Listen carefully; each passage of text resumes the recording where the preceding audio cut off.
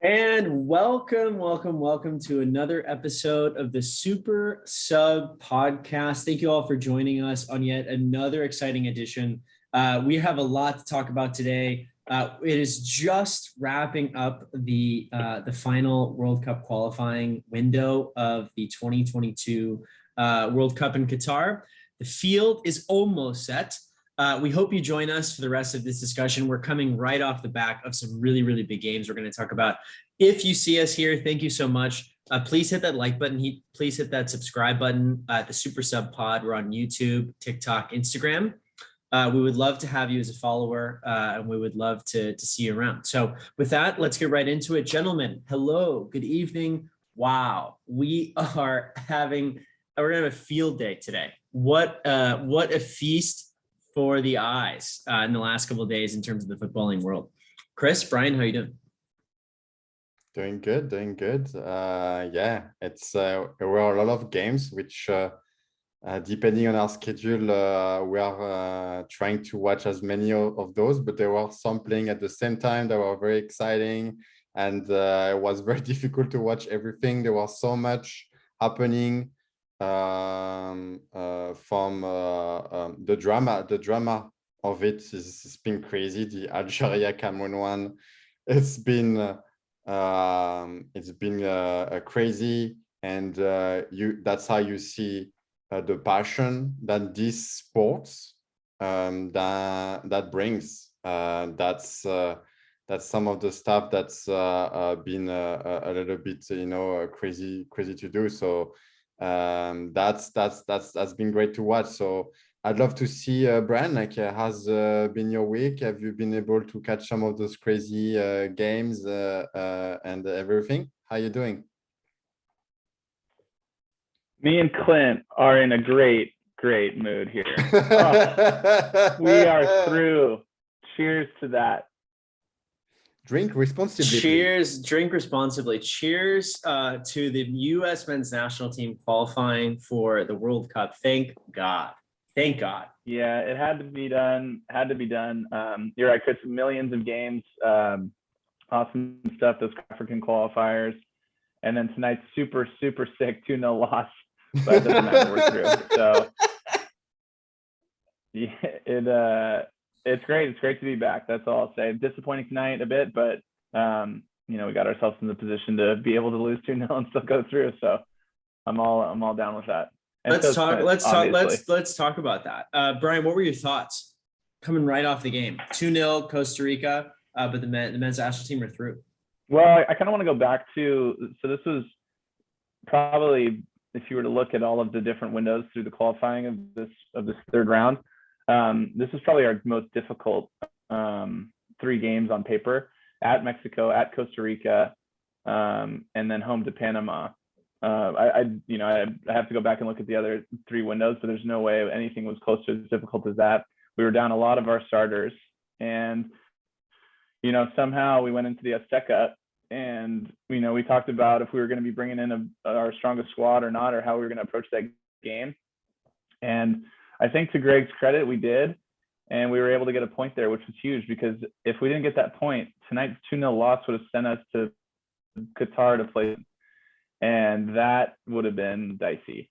As much as we would have been favorites to win that game, you want no part of that. So the 0-0 at the Azteca was huge, and then we came home on Sunday, slaughtered Panama. That was excellent for the goal differential to have been had to have it too. 2-0 and not be really nervous about it. And then tonight's game, a bit disappointing. We started a great team. Costa Rica didn't start anybody because, for some crazy rule, all of their guys on yellow cards, if they had gotten one tonight, would have been suspended for the game against New Zealand. So they fielded a really lousy squad, and Cousin Greg hasn't figured out how to get any results on the road. We got 18 points at home in this qualifying, and 7 points on the road, 6 games, which is pretty poor. But hey, we're in. So cheers to that. Chris, what do you think? That's really good analysis. So a few things. So there were an article that you shared, Corbin, with us that I've seen several days ago, but I didn't want it to share because it was that outrageous. That suggested, are we better off without Weston McKennie? It's like, dude, I agree that it's a bit outrageous when people say it's the new N'Golo Kante, which actually it's grown on me. Obviously, the new N'Golo Kante / Pogba is Tchouaméni, but that's a different story. Obviously, yes. But McKennie's grown on me so much. Like, I think he's poised, he's calm, he's dominating physically and technically, his ability, his leadership, and he's the headmasters. Pun. Because he dominates the air with his head. And it sounds like he's dunking. Like, it sounds like he's taking with his hand, but he's actually heading with his header. And on that game, my first thought to your original question was, we are missing him. Like, as much as we love Luca de la Torre, Anthony Robinson, like, I mean, he's been playing a lot. And tonight he was out of gas, and his opponent right back, like, completely shut him out. Like, he couldn't get past him. He got frustrated. He couldn't get across. He couldn't get like one. And it's because he's been playing those full minutes, and that's normal.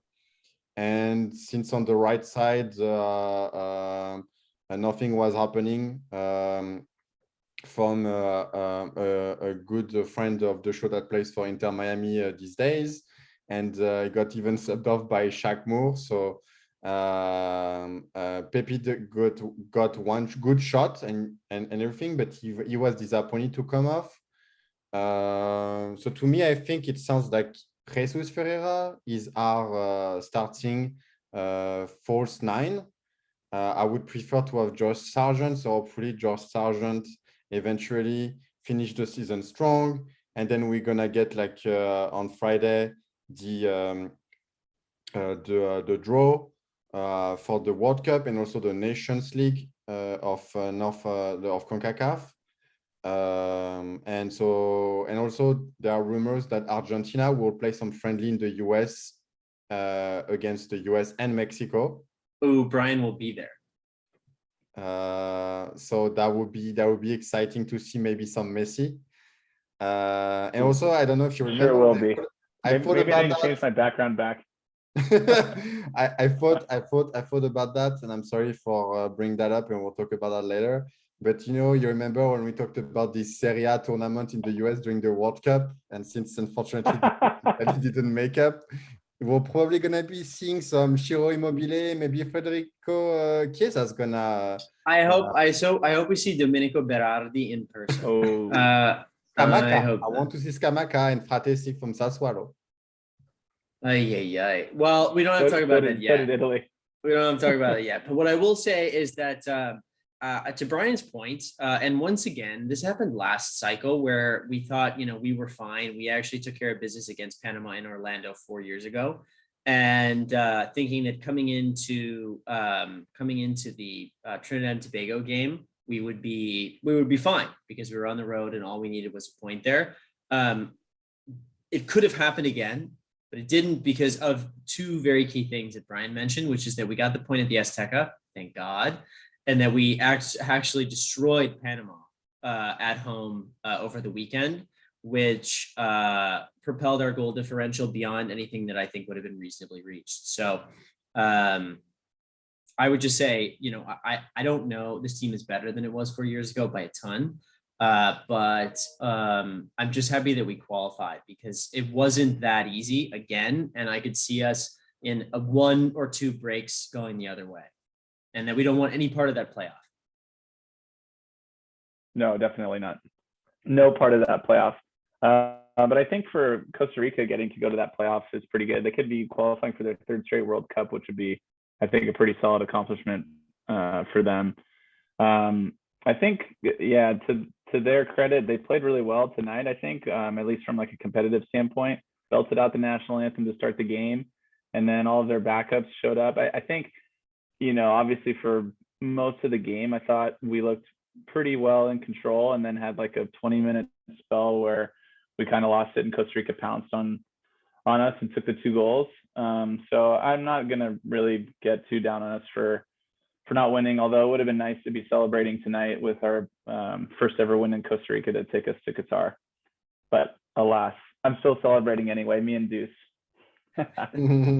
Oh, Deuce was celebrating. They were popping champagne on the post-game show, which we loved. I think, you know what, I think for all of us who have gone through the cycle 4 years in a row, some of us have gone through with multiple teams that they care about, but I think to have the win and to qualify is fantastic. So despite that, I think I'm happy. We've got some work to do, but we're so much better as a team already than we were 4 years ago. I'm actually excited to see what we can do this winter. Yeah, and I think we got to give a quick shout out to Pulisic too for his absolutely sweet hat trick on Sunday. I mean, we were talking about how in form he was.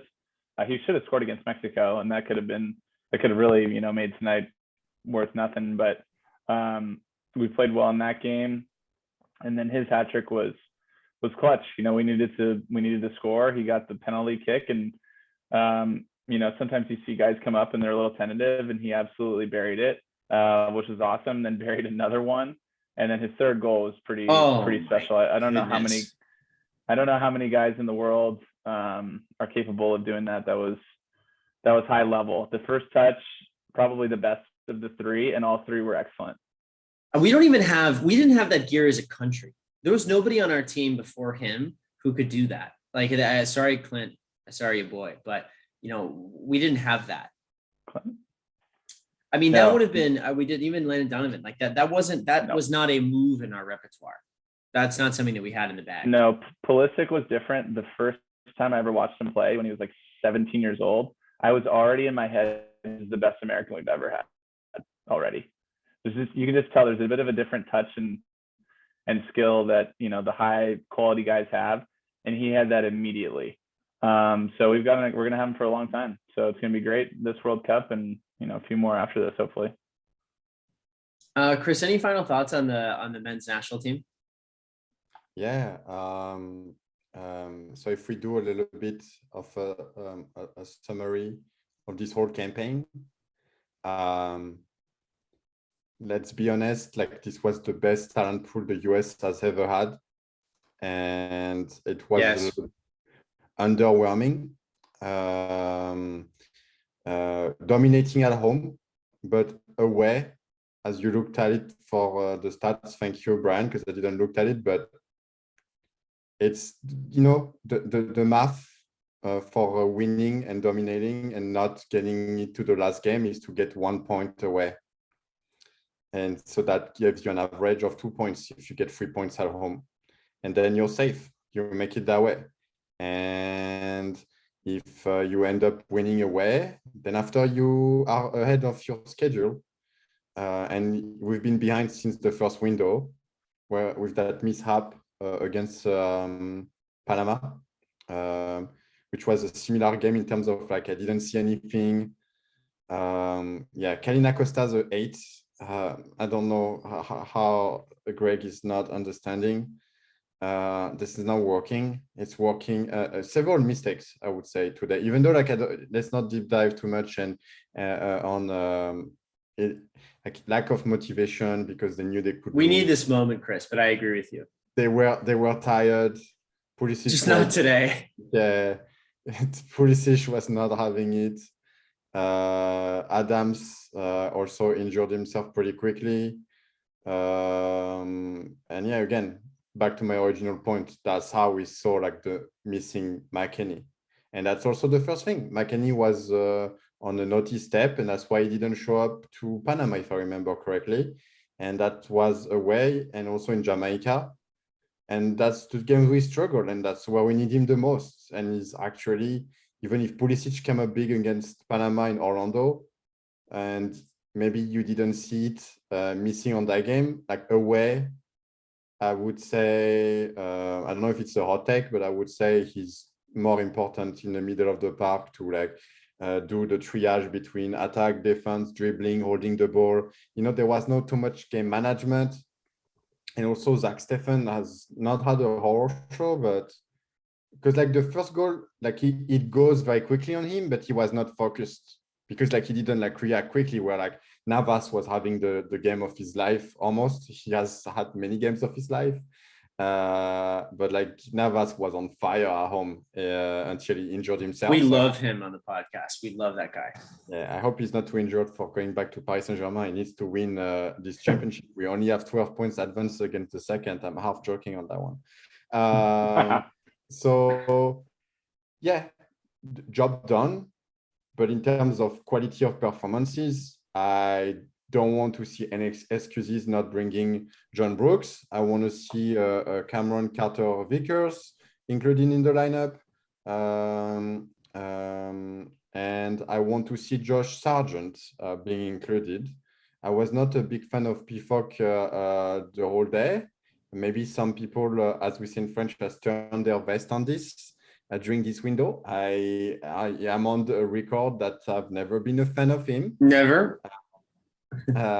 So he's fine as coming off the bench, but as again, I was on the record, I almost saw I had my crystal ball and I said, Jorina's gonna come in against Mexico at Azteca and PFOC also. Jorina will do the set pieces and he will deliver an assist to PFOC. It was not on the set pieces, but he delivered, in French, we call that a caviar, a tap in for PFOC. And he completely blasted it, like not even on target. Like, I've never seen a miss like that, actually. He almost kicked it out of bounds to the side. I saw a joke on the internet that was like, oh, on the Swiss League, the goals are more on the right side of the pitch, or not like center.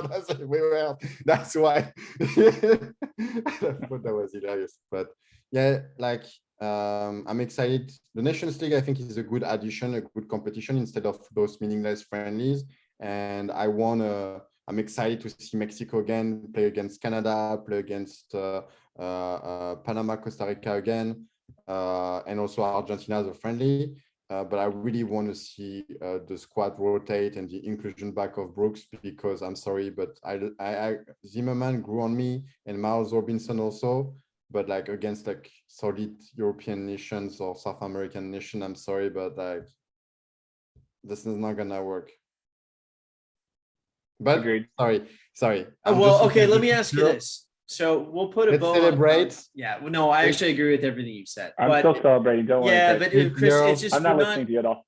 The Chris, US we're not in the mind to the World Cup, and I don't know if you saw the stat. The US is the second country with the most ticket holders for the World Cup. So that doesn't mean it's gonna be Americans. It can be, like binationals. Like for example, like if I would take a ticket, I reside here. I would probably go to a France game first and maybe a US one.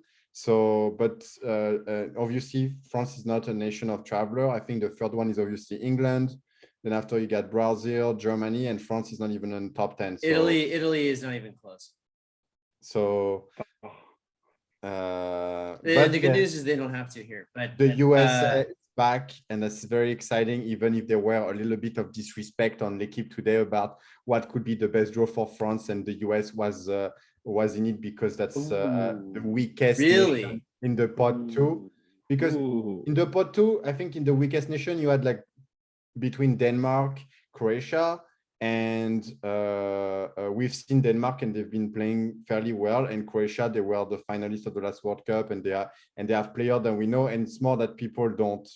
I'll be honest, when I was in France, because of the time difference, and also because those games are not broadcasted in France. Even the MLS is not broadcasted anymore in France. Well, that's actually probably a good thing. So people don't really know. Like for example, a lot of people are sleeping on like Joe Reyna. That if he can stay healthy, like I think he can be like a top 10 player in the world. Oh, he was sick against Mexico. He's huge too. I mean, he's got the same kind of like quality and technique as Pulisic, but like in a Ronaldo like frame. And he's like 18. So yeah, Gio Reyna could be super special for sure. Let me ask you this. So to put a bow on CONCACAF, we've got Canada, the USA, and Mexico as the automatic qualifiers. What would you grade each of their campaigns? Brian, we can start with you. Honestly, from an A to an F. Canada gets an A plus plus. Having to have gone through their FIFA ranking was so bad that they had to go through 2 rounds before they even got to the stage that the US and Mexico and Costa Rica and all these teams had already automatically qualified to.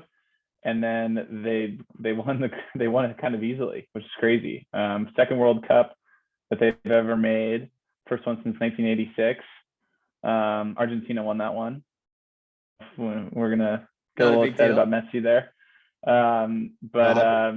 Yeah, no, I think A plus for them, and this is obviously the best Canadian team that they've ever had, and not even close to the teams of the past where, and I couldn't even name a Canadian player. They've got now they have good players that play in Europe, Alphonso Davies, Jonathan David, to name a couple, and yeah, they were super impressive. They never really slipped up the whole time.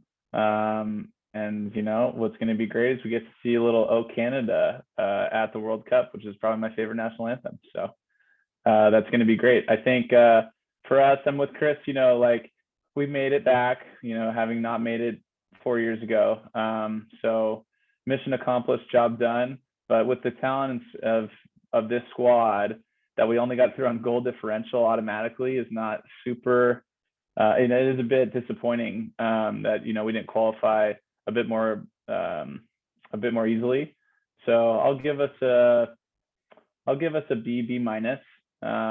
We passed, and then Mexico does their thing like always, but even they didn't impress me very much throughout the campaign. We beat them again. And then they couldn't beat us at home on Thursday night. So I give them kind of a similar grade of B. Nothing special, but job done again.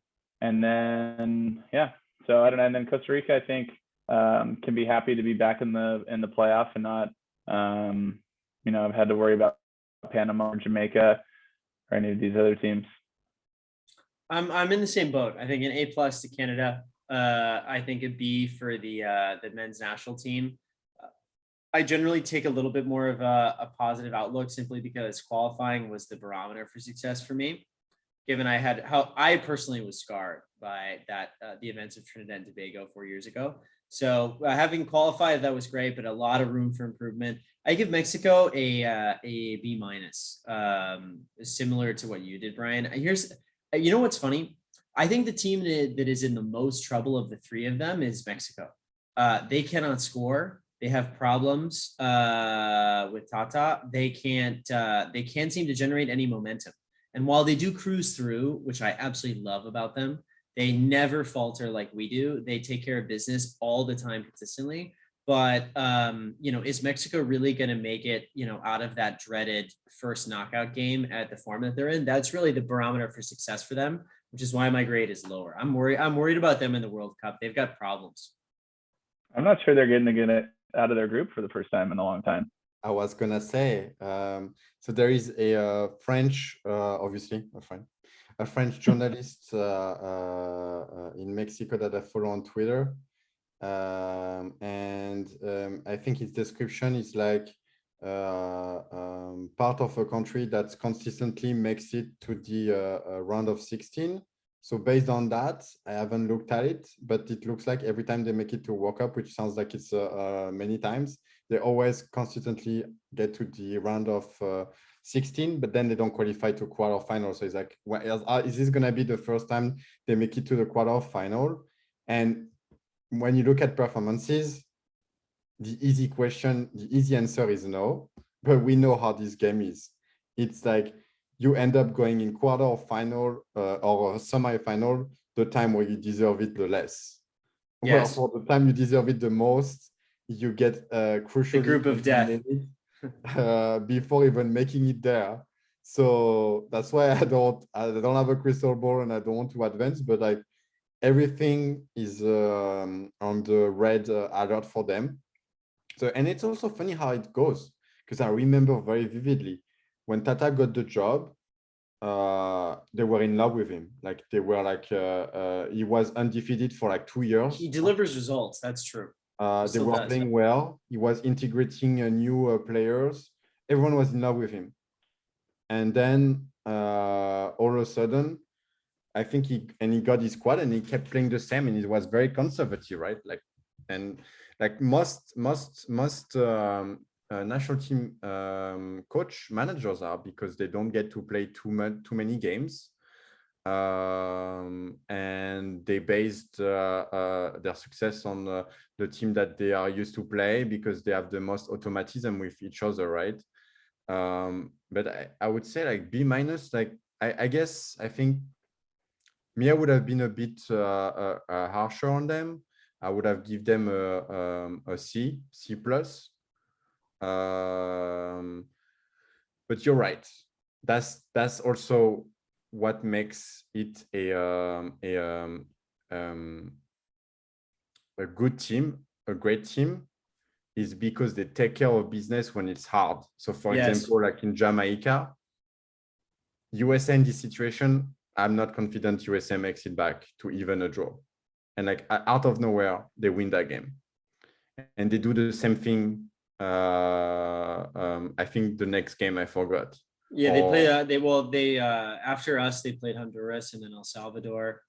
They played Panama. Actually, they took care of business against Panama. I mean, these are like 1-0 victories, but they are winning. And they came in second, right? I mean, they beat, they won tonight. That's their worst performance in an octagonal, and before, it was not octagonal, so CONCACAF qualification final round ever. You have players coming to the MLS that are an age that they could still work in Europe. So like Hector Herrera coming to Houston Dynamo, while still playing decently for Atletico. I know he's not been playing consistently, but like the last month he's been playing like in Champions League round of 16, and he's been playing well. And like it's not going with the fans, booing Tata, saying he needs to go out. So not preparing it very well. And also like I love Guillermo Ochoa, he played in France, but like, and also you look at their goalkeeper, it's another Ochoa that's like Mexican American, and he doesn't even make the squad as 18 years old, so he has time. But like all the other that the Tata's bringing, like they are 32, 34. You do have some players that are in Europe that have a lot of hope in them. Are they gonna be ready for this tournament? I don't think so. So yeah, like honestly, like this is again Canada A plus, even if at the end they started losing game, but like they were qualified, and like one game they got a red card, they got CONCACAF. And we know how it goes, even with VAR. And they have an English coach that's good. So that guy that's an oxymoron. Premier League is gonna make it to the Premier League one day. And I'm very surprised. I cannot believe it. I have to look at his genealogy and if he has like a Scottish lineage, because that can't be. The guy is really good. He plays in a system. He has a few players. Eustáquio plays for Porto. Buchanan that just made it to Bruges, even though he doesn't play consistently. Obviously, Jonathan David, even if he's starting eating a snag. Kyle Larin that plays for Besiktas, I believe. But like you see, they have what we don't have. They have two things they have that we don't have. No, three things actually. That's more than I thought. They have a good coach that everyone listens to and believes in his message and soldier. Who doesn't do behind the back passes? Yes, that's right. Oh, this time he learned. He didn't do it. He just do a straight fast pass that was useless again. But he threw a bounce pass against Panama, though. I saw that. He was all business. Lefty. What do they have? They have forward that can score and a number 9. That's world class level. And the third one, the third one I was gonna say, but that's not true. I guess it's true if I say that the third one is basically they have a system that works for us, we have a 4-3-3, and that doesn't really integrate Joe Reyna in his best position. And I'm a firm believer that you have to play your best player in their best position. So that includes Pulisic and Joe Reyna. And while Joe Reyna is young and he's fast and he can play on the wing, like then that means you need to bench Aronson. You can bench Tim Weah, we know. Like today was, even though he was trying to do things, but just like he's been out of confidence, and like his cuts in, his crosses, his squaring, like he was terrible. But he did, like he was good going fast and trying to dribble and everything. But let's forget about that. I don't think he's a star, even if everyone thinks he's great. I don't think Aronson's better, and Joe Reyna would be better in this spot. And we just have to figure out number 9. And they have that all figured out. They know their player, they know who plays, and us, we have to figure this out. And that's not a problem. Like for example, France, like Didier Deschamps, he does like, okay, here we go. And then he plays the first game. He's like, okay, that's not gonna work. Then after you're put, and that's it for the rest of the tournament. So I don't want to be like, okay, we don't know our starting 11 for, this is a mess. And that's most people would think based on not having the experience. And that's what you would think logically, but no, it's actually not as big of a problem. What you need is you need the group, and that we don't have the group. I mean, we should have the group. We know who's good, who's playing consistently at a high level, but there is things that we are not being told about why they are not being brought in the squad. A little bit like what Benzema wasn't brought in the squad, and we saw when he started being brought in the squad what he's capable of, like winning the Nations League. But yeah, like it will be exciting to see what's happening now. It's in like 3 months. Like I'm very excited about the June window, which typically sucks because it's the end of the season, or you get friendly to prepare the World Cup, and you don't learn anything. The only thing is like you hope they don't get hurt. McKennie also will get back earlier than expected. So for the last 4 games of Serie A, so hopefully doesn't get himself injured too much. So I think for me, it will be on injury watch a lot. I think I think the only thing I would add to any of that is that Mexico looked available for the taking in against the United States in a way that I'm not accustomed to watching a Mexican team be so sort of cut open. So that's something they'll have to shore up as well. So anyway, with that, gentlemen, let's move on to an absolutely brutal region of the world for qualification for a lot of teams, and that is the African Federations qualifying. It is, we say on this podcast, the hardest qualifying region in the world.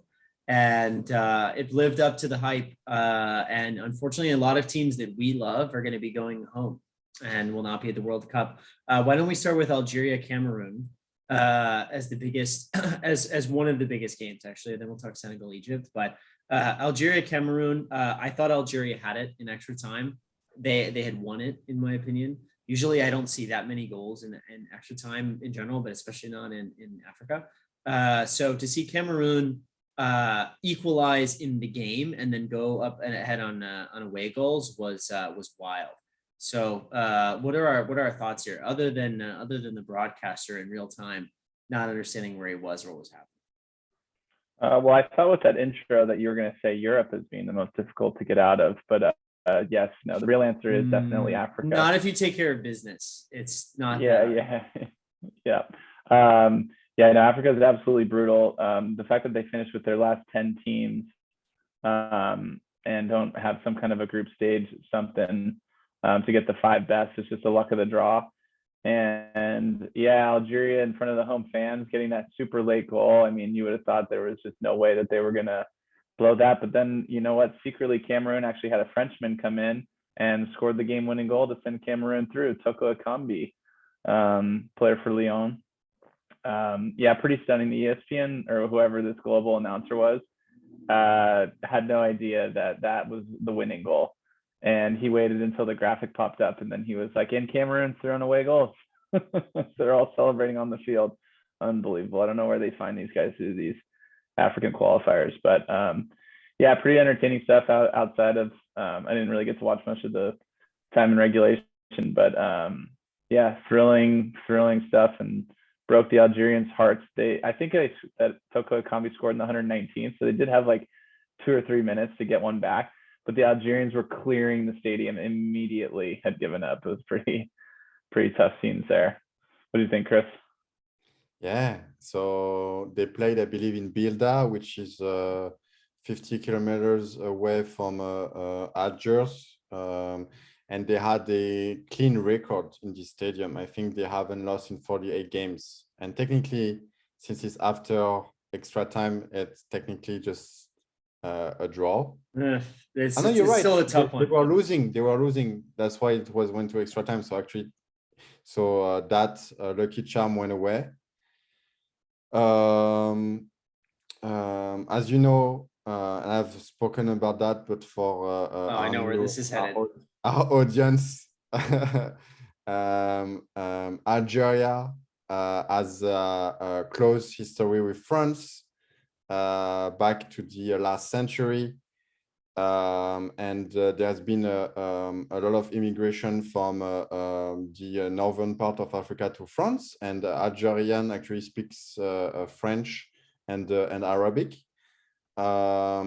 And it's the biggest community in France, followed by Portugal or Morocco, which are big football countries, and Algerians are more passionate about football than even French people. And that leads to drama.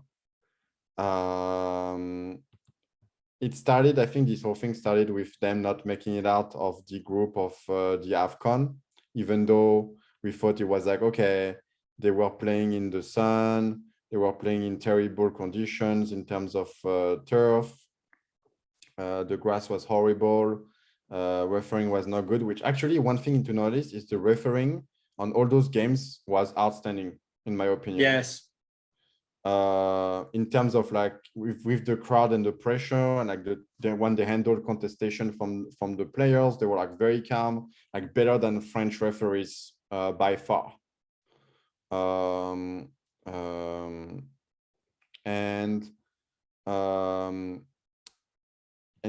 Yeah, when they scored the goal, like Coburn texted me and be like, "Hey, this is over," and I replied, "I think so." But I had the feeling like they were all tired, and that's why it was a mistake on the goal, on the header that led to another, and like he should have been offside, but there was a guy in the back that like wasn't focused and was probably very tired, and that's why he was back in play. And yeah, Karl Toko Ekambi from Olympique Lyonnais was a ghost the whole game. And he came out like zero at the last 2 minutes of extra time, and that was a dagger. Yeah, that's on paper the Algerian teams and the coach. I think Algerian is. I think Algeria was, and like outside of probably Senegal, my other favorite top African team. Yeah. I think they had earned that. I thought they were great across the board. It's a shame. It's a total shame. I was rooting for Algeria. But that's why the drama was great at the end there. It was fantastic. So I can't complain about that. But like, you know, that's for me, like it's a weird feeling for several reasons. So being French and some of those nations, France being part of colonization, bad times of doing those terrible things of the last year, and watching those games, and on top of that, exactly, like you have to win a group, then after you only go to a playoff, and you have a remake of the AFCON final, and one of those two teams don't make it. And I know that's the next topic, but yeah, like Algeria, Cameroon, like you're losing a team that could definitely make it to the World Cup and play well. The drama, the passion, and I just put myself in their shoes, and I'm like in France's history was when we didn't make it to the first US World Cup in 1994, where Bulgaria. So we had basically a similar story than the US. where we had like 2 games and we only had to like get a draw. And the last game was at Parc des Princes, because at the time Stade de France wasn't built. And we played against Bulgaria. But at the time, Bulgaria had a strong team. They had Kostadinov and a player from Barca. So and he scored also in the injury time. And he was like square 90. Top bin. And we didn't. And Didier Deschamps cried. And in the stadium, they were playing a French song that was L'Amérique, je veux la voir et je l'aurai. So it was a French singer that saying, the US, I want to go and I will get it. And he was playing after we lost. And Didier Deschamps was getting off the pitch and crying. And that's where he learned how to be a winner. And he's like, I don't care about being cute. I just want to win 1-0. I don't care. We play defense. Losing hurts too much. I don't care about playing like Brazil, Joca Bonito, Brazil 1950. No, 1970. I don't care. Just want to win Catenaccio. And you know, that's what I think every time I see that. And the coach Jamel Belmadi was actually born in France, but second or third generation immigrant. And like, hey, he fell to his core. He's like probably the best Algerian coach of all time. And he has been able to be successful after the one of the AFCON a couple years, 3 years ago. So yeah, that's sad. They're definitely a team that's more, you don't want to compare, but that would have been a fun team to watch, and they're not gonna make it. So I know the next qualifying they'll get 9 qualified directly, and just one that will go to an intercontinental playoff. I think it's a mix of their system, like that's not the greatest system that they came up with. And also not enough qualified for their region. So, but it will be changed for the next World Cup. So at least it will get better. And they all changed the system finally. Yeah, I would say the most thing is applicable for Egypt and Senegal, which is really the final of the African Cup of Nations from just a couple weeks ago, really, almost. And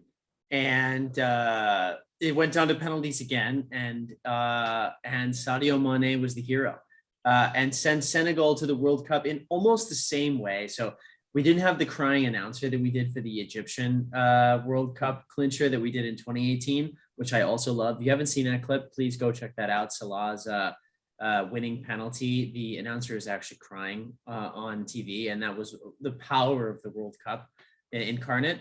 But the fans, the atmosphere, the whole thing was crazy, including the lasers, which I had never seen as many lasers pointed at the players as I did in that game. It felt like it was like this like crazy, wild, like not unkept atmosphere. Brian, what do you think? Yeah, I think it was actually it's a new stadium. It looked awesome. I feel like I've seen Senegal play home games before, and some kind of podunk looking stadium, but Chris had texted us the video of the stadium at like practically max capacity, like 3 hours before kickoff, which is totally crazy. And it was their first competitive game they ever played there. Super nervy, but they got the early goal. I think they were the better team. Yeah, better team. Well, they are the better team for sure. They've got players up and down, top to bottom that are elite. They're Africa's most talented squad on paper for sure. And the lasers, I mean, did they play a role? I don't know. I don't know what it's like to take a penalty kick in front of 50,000 people with lasers pointed all in your eyes. It seemed to affect the Egyptians, though. They only made 1.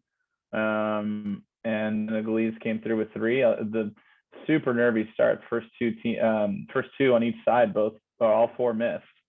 It was a disastrous start to the whole thing. Yeah, and including Mohamed Salah blowing his over. That was shocking. It's going to suck for him for a long time. And then our boy Sadio coming through. So yeah, super happy for Senegal. They're the most interesting African team for me. And if Egypt had gotten a different draw, they could have been through. That's why the African qualifying is just totally crazy. I mean, we didn't even really talk about, maybe we had on previous pods, but Cameroon knocked Ivory Coast out in the last group by having won the group. And, arguably Ivory Coast got one of the best teams in Africa as well. So the whole qualifying is just, super, super difficult. It's brutal. So shame Egypt can't be there, but we'll see the Senegalese. Yeah. Chris, what did you think? Absolutely. The stadium was amazing. I get to learn a little bit about the story of that stadium, of the engineers that put it together. They have a hybrid grass, which has been the future for the last 5 years. So basically, it's the lineage. So basically, the bottom structure is turf, but actually it's real grass that's sitting on it, and it's more resistant. You can get it to, and I'm not selling those kind of grass, but I'm just saying that because I cannot do turf anymore. I know turf, artificial turf is approved by the FIFA because there is hard weather in Eastern Europe countries, including Germany, and also in the US, the weather can be tough on the Northeast. So I know, and it's also less costly, and then that makes the game, it's more practicable, and you can have stadium and everything. That's the only part that I can do, but there is too many injuries on artificial turf, from knees, ACL, like tough injuries, like much tougher injuries. Studies have proven that. And on top, and there is other things about, they put some like used tires, and especially when it's sunny, there is, and it's hot, then there is vapors and it smells like a burnt tire. And we don't know, it's not been proven if it can be carcinogenic. It hasn't been proven that it could be leading to leukemia, but there has been doubt that this might be the case. So that's several ways for me to be against artificial turf. That's also one thing I'm a bit worried for my kid, especially it sounds like it affects more goalkeepers, and that's normal because they dives and they get closer to, and they get like, or if you're playing football. That's just like Jovenko would say, it's not football, it's another game. I don't know what it is, but that's basically what it is. And so that's the future. It was a beautiful stadium, from the architecture, the turf. The first thing it jumped at me, I was like, is that in Senegal? Like, is that in Africa? Because unfortunately it's tough in Africa, because of the weather, to maintain a good natural grass. And so I think they have the most modern and best stadium in Africa after South African stadium, even maybe better than South African stadium. It was a pity that they did the Star Wars with their laser, even though it was basically Egyptians started that, and so, but they did it much worse than it was. Honestly, that could have been that's one thing the referee didn't do well, but like it's easy to say after the fact, and not being there in the atmosphere and feeling the pressure, but he should have said like, hey, we stop the game. Tell the announcer that we don't shoot the penalties until those lasers are stopped. That's the only mistake he made. Because that was not just one, like I've seen in Europe, like one or two, and it's already very destabilizing to have that. One thing we say about the game, so I'll go back to game. Senegal, they have the spine. So I finally find the word. In French, we say they have a spine. So they have a world-class goalkeeper, Edouard Mendy. They have Kalidou Koulibaly that plays next to Adou Diallo. Brian we love. Idrissa Gueye. Plus, I don't know, I don't want to make a mistake. Is that Napalis Mendy also? Sadio Mane. Yes, they have Dieng also, I believe, that plays in Marseille. So they have really good depth. They have a lot of depth. they have a good coach also that's been said that he's very conservative and he maybe doesn't make it like against the big team tactically and everything. Also, actually, funny story, born in the same city as Jamel Belmadi, the coach of Algeria, which is a defavorized neighborhood in France, but that's where most of good players come from. But he's played against France in 2002 and against that infamous win in Asia 1-0. Do we want to play against them again? No, thank you. Who's we, Chris? Who's the we that you're referring to there? just want, I don't know if there's a particular team that you support that it might have tipped. Has 2 stars. And that has that guy here. I cannot see very well. Is that who's that? Griezmann? That's like doing. And Pogba. I was gonna say Pogba, but Pogba is doing that amazing stuff here. Like good timing with like the. That's a different story. Yes, they have the most exciting team in Africa in terms of like, and they play somewhat well, and they're also very solid defensively.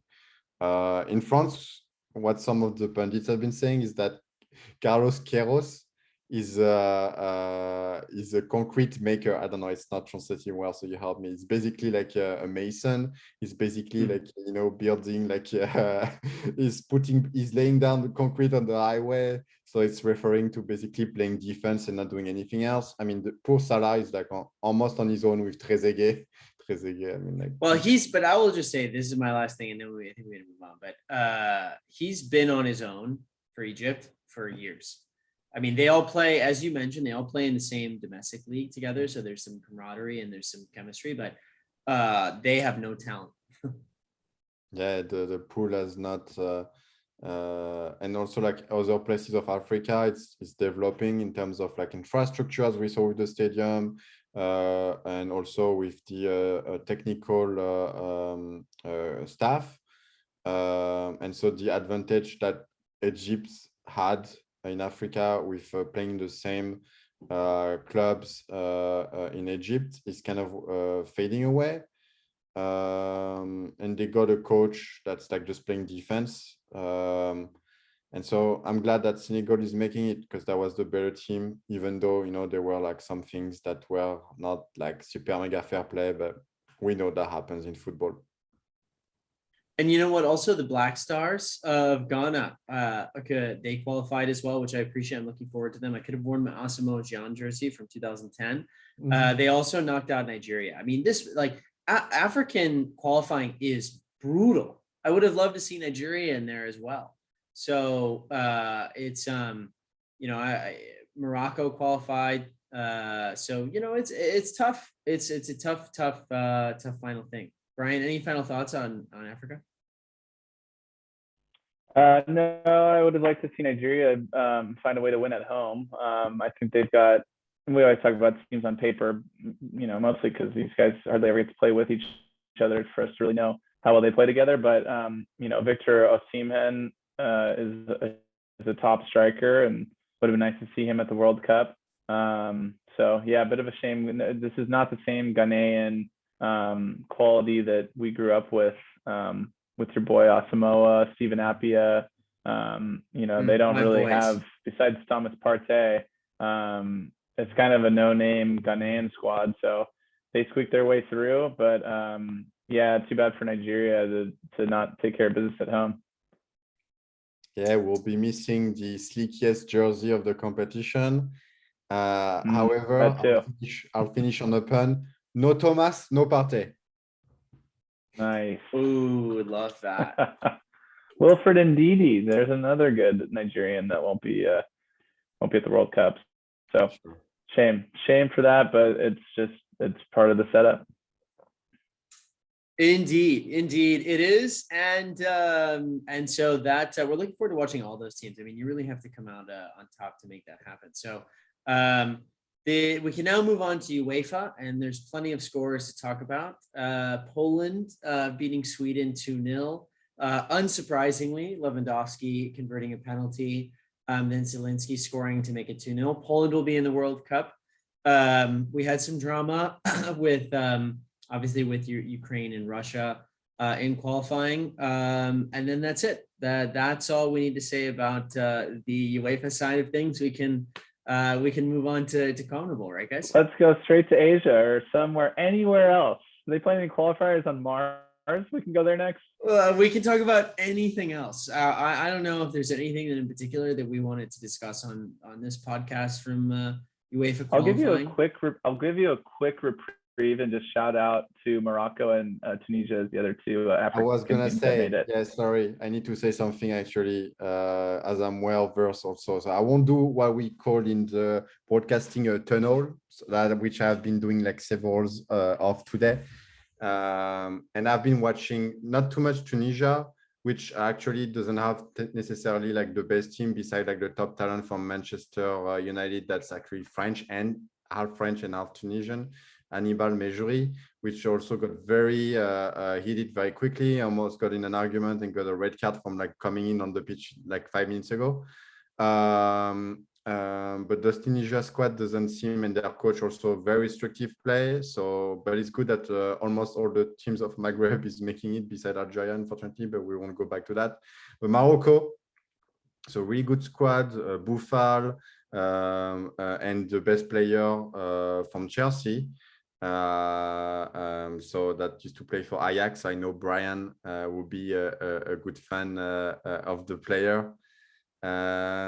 He's out of the squad because the coach Vahid Halilovic, who is Bosnian, had to flee the war, the Croatian war in 1992, and he fled to France and to become a coach. And so that's why he speaks French. He's been a coach in France for a long time, and because of his upbringing, he has a military style management. Like, I'm not saying like just like more like, you know, like Kovac, people say he has a military style of management, but it's more like, he's more like strict.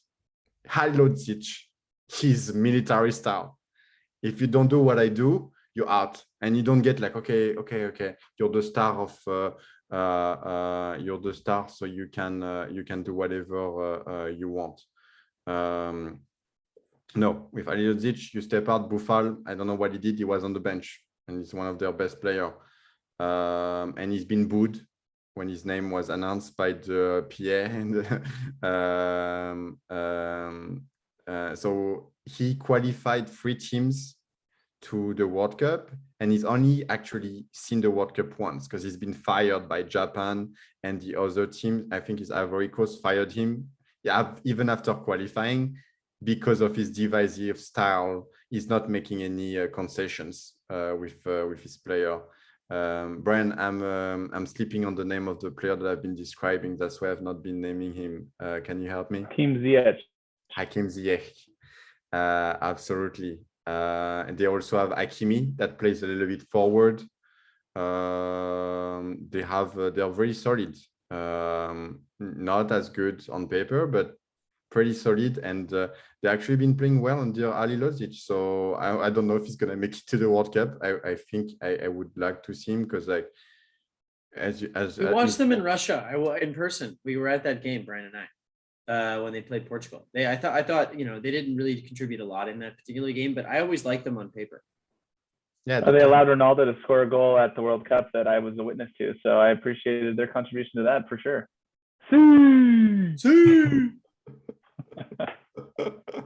Yes, they didn't bring Ziyech or Nusayr Mazraoui. He's with Halilovic, it's not necessarily being on the naughty step, it's being not on his good side. So we'll see what happens if he actually makes it to the World Cup or not. I hope he does, and I hope he reconciled, but he's not really that kind of manager. Like, for example, with Cousin Greg, I have hopes that he will finally bring back Brooks. He will understand that Josh Sargent. Can I make a bet with you right now? My bet is he will never bring back Brooks for the 2022 World Cup. Greg will not bring him back. I mean, it would have to be like a little bit like a Benzema story. So it would have to be Brooks like say sorry, and it has not been the case. And it's a similar story. It's not similar story, but like based on my experience with like Benzema being out of the squad for 5 years, even though it was because of like a court case. There were also after like social media is not helping. And Brooks came out with being like, I'm so sad not representing my country. That was like a little bit like, it wasn't like attacking him, but like you have to like, unfortunately, and that's one of the things, because you have two big egos here. And one has to make the like be silent and behind the door, take the phone and be like, even if you're not making even if you're not the one making a mistake, you have to say I'm sorry. Even if you think you have done nothing, you just take the phone and you lie to him and you say, I'm so sorry, I don't know what I did. And you don't say that. You say, I'm so sorry for what I did. I totally understand you were right. Please take me back. I want to go to the World Cup. That's all you have to do. And that's what Benzema did after 5 years. And that's why he was called back. So it just comes down to that. True. One last thing on Africa. Tunisia took out Mali. Mali secretly has a lot of players that they probably should have beaten Tunisia. Bissouma plays for Brighton. Doucouré at our favorite club, Everton. Yeah. Haidara, central midfielder for Leipzig. Samaseku, midfielder at Hoffenheim. Gineppo, winger at Southampton. These are all real top, European teams. Doucouré, different Doucouré. Defensive mid at Lens. Anyway. Doucouré is good. Sorry, Molly. It's tough. I think Africa deserves more qualifying spots. I think that seems to me it's obvious. Every time I watch these qualifiers, I go, I'd like these teams to be all good.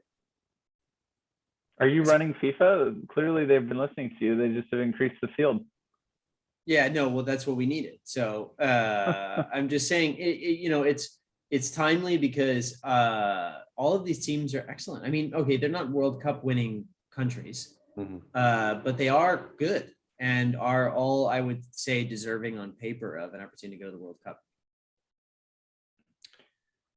Until they all play defense and don't play the game. So that's my caveat here, is that like, if I shouldn't be judging because obviously you're a smaller nation and all that stuff. And when you play like against a historically bigger team, obviously you'll play your game, and which in football, it's easy, you play defense. And I think, a little bit, so to go back on topic of UEFA, that's one of the only sports in the world where you have one strike on target and you're eliminated.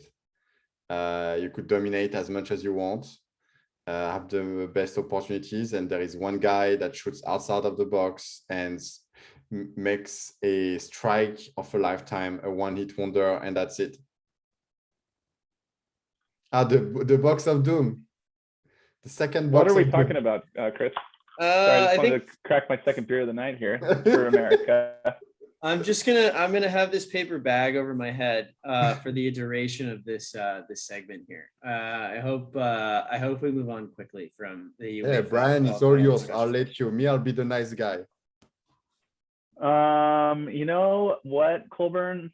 You were right. Italy stinks, and they aren't going to the World Cup. 1-0, first ever home qualifying loss ever to any team. Losing 1-0 to North Macedonia. I had the privilege of watching that meltdown with you in person.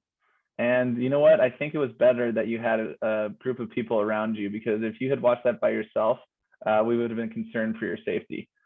So I don't know, not too much to say really. The Italians just lacked creativity. They, dominated play, sure, but we're playing the possession game and trying to break down a team that was parking the bus, and they didn't have the individual quality to do it.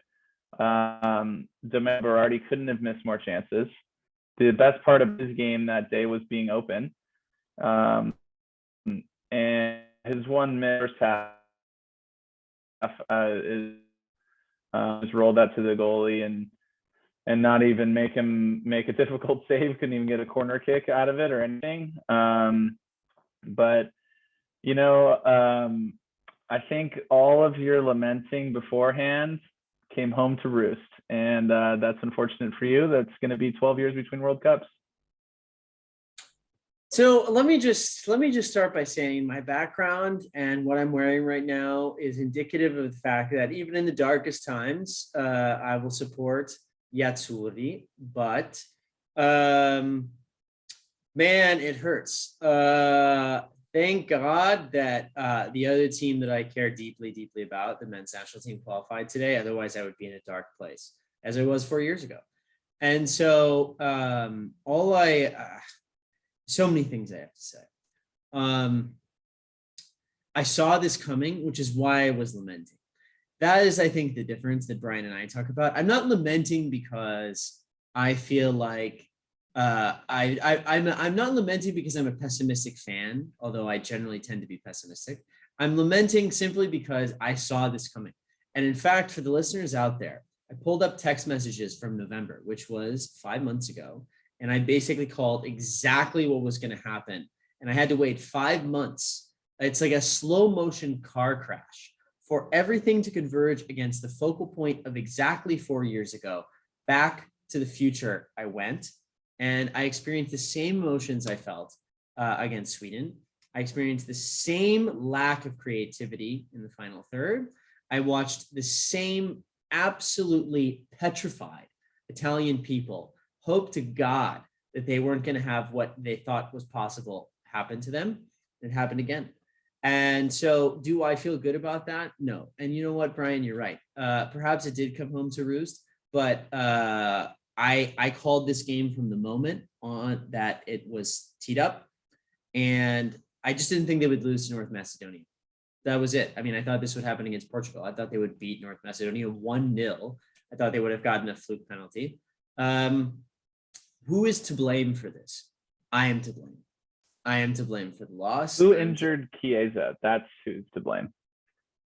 I think it's a lack of talent across the board. They don't have, as Antonio Conte did in 2016, squeezed every ounce of juice from that team possible in the Euros and overachieved dramatically. The loss of Chiesa and the loss of Spinazzola were the two that I would highlight as absolutely crucial attacking options that needed to support Insigne and Immobile, and both of them without those two players were totally ineffective and useless. Berardi was, as you say, Brian, his best attribute was getting open, and that was it. But ultimately, there was no creation. I thought Jorginho was pretty average for how he had played in the Euros. The form of the team had dipped considerably. This felt like they could have played that game and maybe not scored again. And that's how I always look at those type of things. You can look at the stat and say they had 34 shots on goal, but I never felt like they were really challenging the goalkeeper at all outside of Berardi's miss. And that to me is indicative of a team that doesn't have a direction or doesn't have the confidence or may not have the talent to do, what they needed to do, because there is no reason they couldn't have broken down North Macedonia. There's no reason that at home in Palermo with a full stadium capacity crowd that they couldn't have taken care of business with 5 months to prepare. It's just unacceptable. And, missing Bonucci and Chiellini also, there's some injuries, but at the end of the day, you need to beat North Macedonia. That's the end of it. Just win, baby. So having said all that, I'm not panicking. Mancini is the right coach. It is the right system. I still love how they play. They play so much better than they did under Ventura when they lost to Sweden in the same playoff. The style is there. The players aren't. I mean, I don't know. You can't turn water into wine all the time. And they don't have any good players. I mean, for everybody's, praise on Berardi, he's 27 years old and he still plays for Sassuolo. Whether or not he's having a good season in Serie A, that is as good an indication of his quality as possible. And you needed someone who was playing well for Inter Milan or AC Milan to bury a chance like that when they completely blew it in front of goal. So there's not enough quality there. There's not enough talent. If I were to say it's just the quality up top. The midfield is sweet.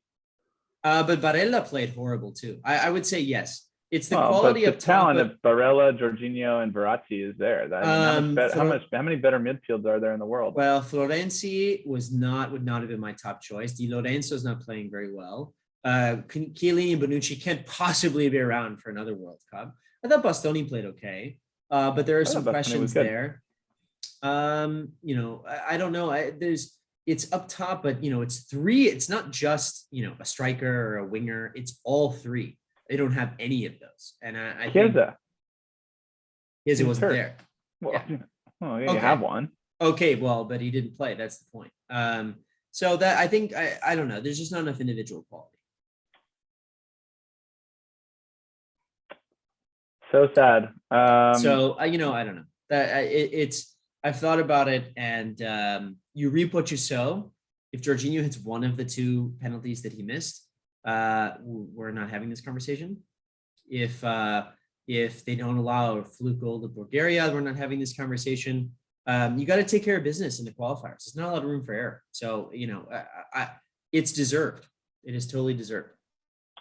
Yeah, I don't know. The only thing I would say with Mancini, at least in that game, was, I mean, maybe this is just the players, but when teams get too tight, they play too slow, afraid to make mistakes. And that's what that game was. They're still so much better than North Macedonia. So it's like, even playing poorly, they created 34 shots. And I don't know how many of those North Macedonia blocked, but it felt like all of them. 17. Okay. Yeah. But it's just slow. You can just feel like the rhythm is just not there. It's always one extra touch to try and hit that perfectly with the strike. And it was a scared performance. That's all I will say. Immobile should never play for the national team, and Berardi should not either. I think I've seen enough of them. Insigne will be going to his new home in Toronto FC. I'd like to see new blood come into the national team. Insigne is going to go play a different sport, so he's out.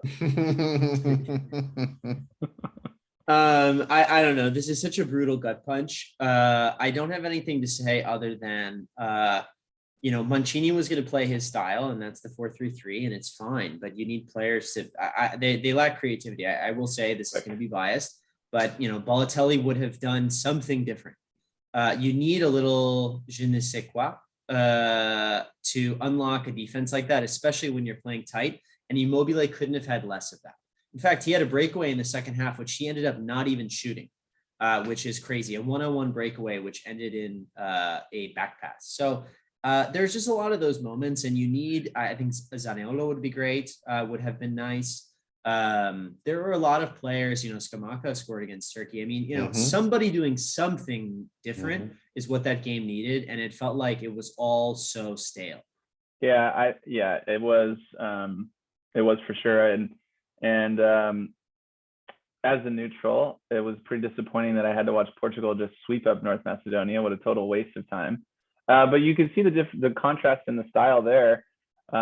Portugal doesn't play with that same just kind of overwhelming possession game, and they hit North Macedonia on 2 counterattacks, just swift. And sometimes it's when you're not playing great, it is way easier to score on a counter than it is to try and break a team down that has 10 guys behind the ball.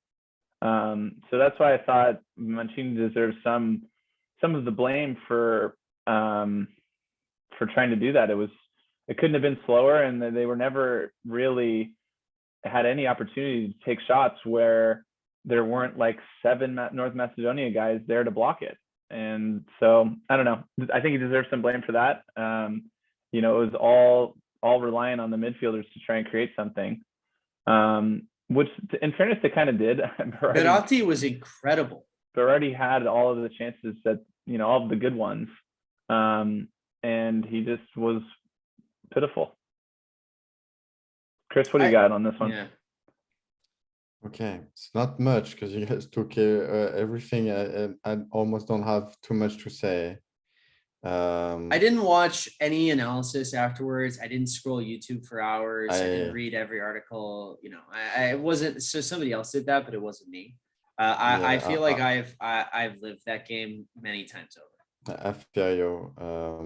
Capello was saying like, you shouldn't be copying the copycatting the Spanish system. The German one is winning. And like, well, last time I saw Germany at the World Cup and at the Euros, it wasn't too good, but that's a different story. Yeah, I'd love to see.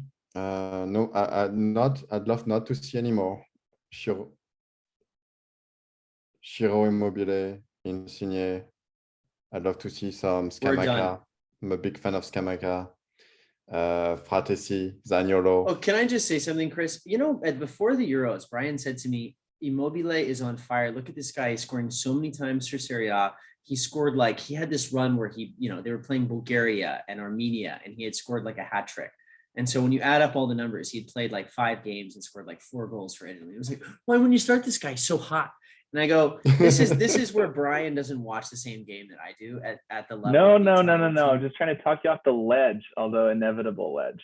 So I knew exactly where we were headed, and it was here. Unfortunately, sorry, Chris, to interrupt, but he gave Immobile the armband as a plea to say, you're the captain, you need to go win this game. And I said that to Brian when the lineups came out, is that Immobile never is the captain of that team. And so to receive the captain's armband for this game sent a clear message that you're out there to win this game for us. This is your moment. And he failed. So he's done with me. And he better be done with La Nazionale for sure. I'd love to find him some silver lining here. Like even Benzema had a tough time with the Équipe de France, and I think there was like 20 games where he didn't score. And he had to score against Australia, and the whole stadium was like, he scored. And Parc des Princes, like everyone was trying to make him score. So, it happens to the best, but yeah, Shiro Immobile, even though for club, he's never missed the target. And he's one of the few Italians that have tried to export himself abroad. But yeah, I think he's kind of done now. Time to go with Scamacca, Bastoni, Fratesi, Zaniolo, and Locatelli, which was on COVID, unfortunately positive.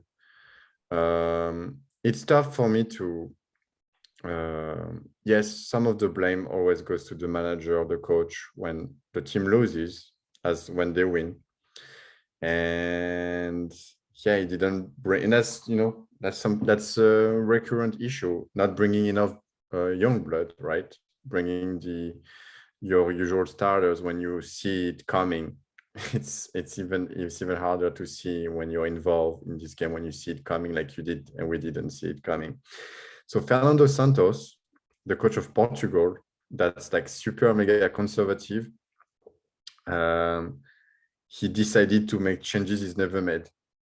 He took out the goalkeeper Rui Patricio, who's like, no one saw that coming, but they played the Estadio de Dragao in Porto. So they're like, okay, I'm going to bring the goalkeeper of Porto, Diogo Costa, instead of playing a 4-3-3 with the midfield being only 6 players, so defensive midfielder. I'm just gonna bring like João Moutinho, who is a number 8, but has been playing 6, and then I'm gonna bring just number 8. So Bernardo Silva, Bruno Fernandes, and Otavio come out of nowhere. Otavio, and he scored the first goal, and assisted the second. Yeah, and we didn't see too much of Ronaldo. Ronaldo was like more of a team player instead of like he did a lot of pass, he did work really hard. And Diogo Jota hasn't been playing well for Portugal, and who scored the second? Diogo Jota. And he was missing Ruben Dias and Pep on the first game. And those big all-in bets where they played very well. That's the first time I saw Bruno playing well for the national team with Cristiano, but that came out at the expense of Ronaldo, like had not a good game, or not had like a individualistic game. He was more of a team player again, but the whole team played much better when he sacrificed himself, his individual performance for the whole team. And Mancini decided to go to the not conservative route, but like I have a system, I play that way, the ball goes that way, and he was missing those key players. So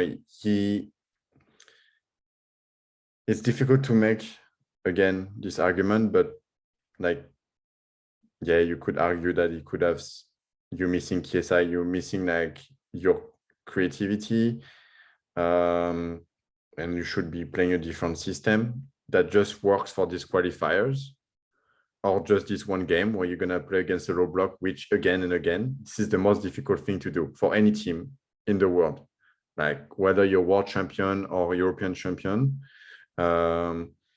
France plays very well against team that plays. Like even against Switzerland when they lost, they score 3 goals because Switzerland was playing and not playing a low block. But against the team that plays low block, they can lose 1-0 because it's the most difficult thing to do. And you go and then in counter attack and then one shot on target and it's over. So yeah, it's tough. It's tough not to see Italy in the World Cup, even though that makes it easier for France to catch up to a third star. Even though like basically when you look at this story, it's like the big nation, they win every 20 years.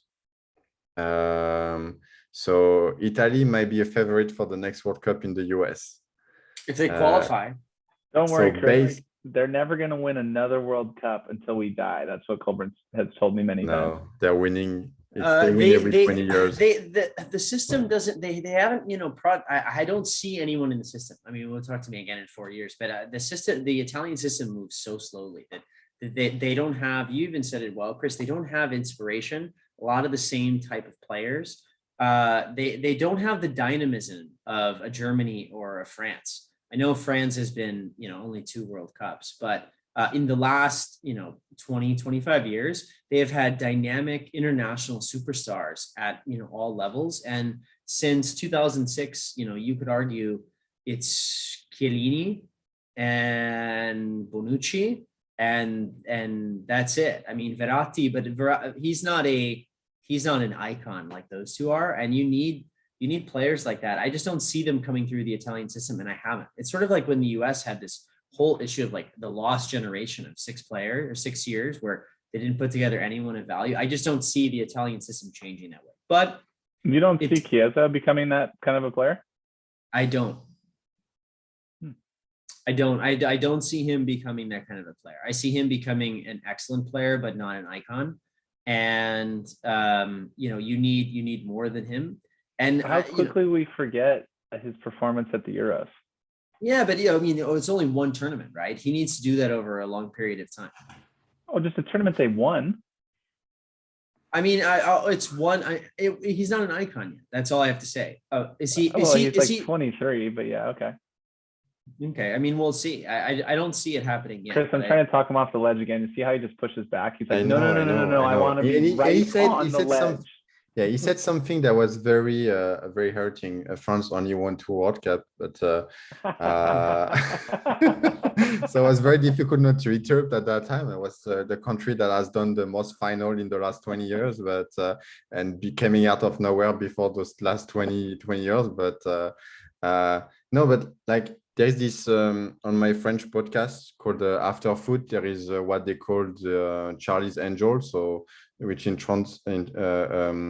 basically is they have a correspondent in each country, and there is a French guy in Italy, and he was actually looking at people in the system, so players in the system, and he was explaining to the opposite of France, where like young players plays faster because then unfortunately they get trades, and that's how the clubs make money in Liga. Not from TV rights, it's from selling players, trading. And in Italy, it sounds like in the academies, there are a lot of, they tend to value more foreigners that not necessarily have a better level. And the pundit was explaining like at AS Roma, they were like trying to get like a right back, and they were like 2 foreigners. They played, and Mourinho wasn't satisfied until he got to the Italian one, and the Italian one's it's pretty good actually. So they don't give like a chance to Italian young player as quickly as in France. And as I mentioned that before, I think it comes from the fact that in France, the players are more athletics, they are more powerful. And so basically they are like bigger and they are faster, more powerful, like at a younger age. So they can compete against like older players very quickly. And that's why they tend to be thrown in the game faster. It's not like the genuine like, oh, in France we trust young people faster, than in other country. No, that's not true. It's very similar to Italy from a Latin way. Like you have to be, you take your time and then we trust you. Not like, oh, we trust you and then you don't trust.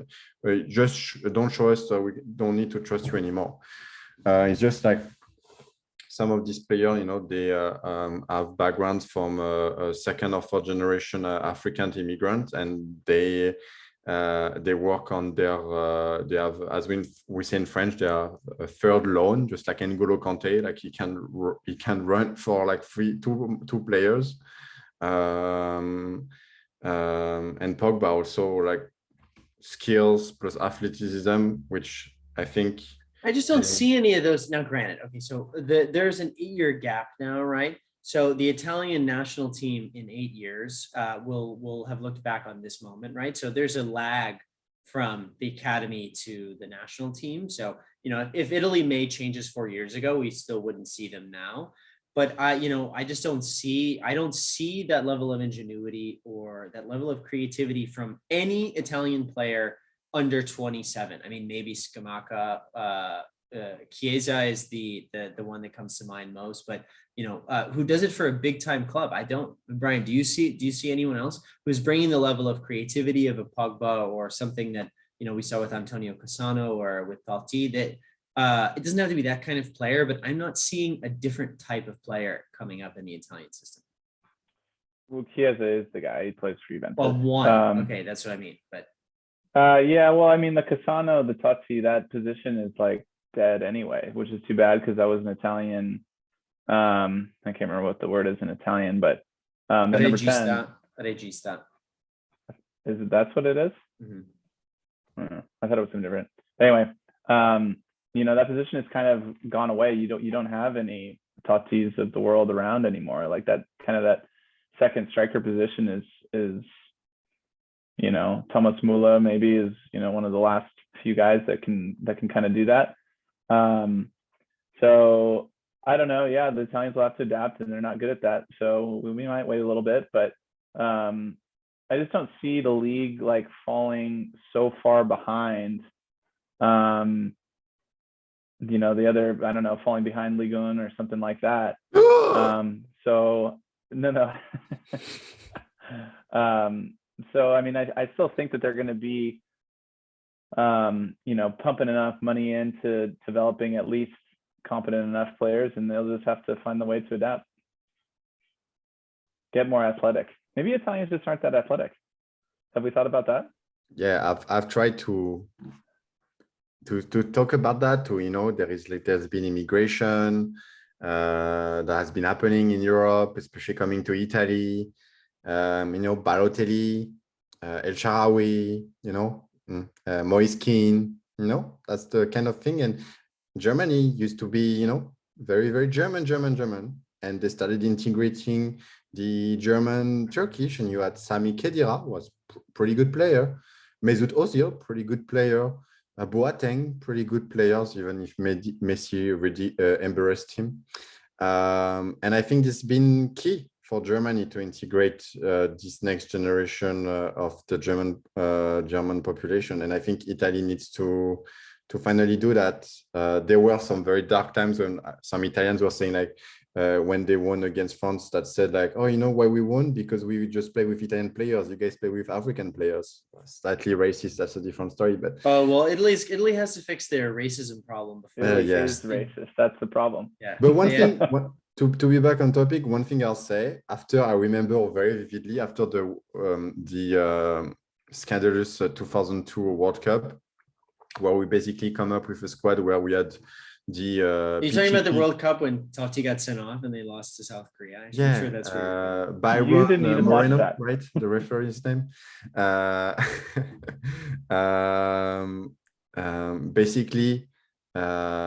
Basically, we had the best top scorer of Italy in Serie A with David Trezeguet. We had the best scorer of Premier League with Thierry Henry, the best scorer of Ligue 1 with Djibril Cissé, and we were like, oh, look at, we have all those forwards, so we won't have problem coming up with a goal. 0 goal or 1, maybe, I think just 1 against Denmark, I believe. So, and after they were like, okay, we have the under 17 that just won the World Cup. So you have Florence Imana-Pongol and Le Talek, which got transferred to Liverpool, and that was like a disaster. They ended up coming back to France and playing in Ligue 2. They also had the next Zidane, Mourad Meghini, that played in Italy, actually, I think playing in Bologna. And none of this generation came through, and none of them played at the next World Cup. It was just a revival of Makelele, Zizou playing the best tournament of his life. So that's one thing I'll say. Like, and you cannot, in French, we call that UFOs, when you have basically a player that comes through the rank out of nowhere, like Mbappe came out of nowhere. Mbappe also, and it sounds like he was smooth, like he was young, and like all the coach wanted him to play, but actually he had to fight.